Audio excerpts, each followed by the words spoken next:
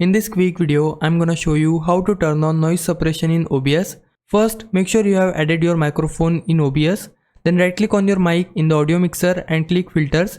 In the window that opens, click the plus icon at the bottom left, choose noise suppression and hit OK. You will see two options, RN noise, which is better quality but uses more CPU, and the second one is Speaks, lighter on system but good for older PCs.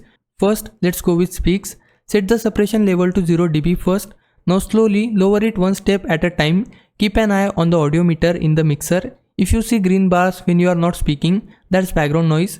Keep lowering the suppression level until those bars disappear. For example, mine stopped at -15 dB. Here's how it sounds before noise suppression. Now we speaks at -15 dB.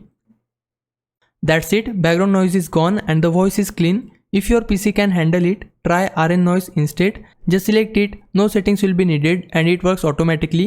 Even better results come from using a good mic and placing it close to your mouth. So this is the complete process of adding suppression in OBS. Now if it was a big help, can you like this video and subscribe my channel. For now, thanks for watching. Bye bye.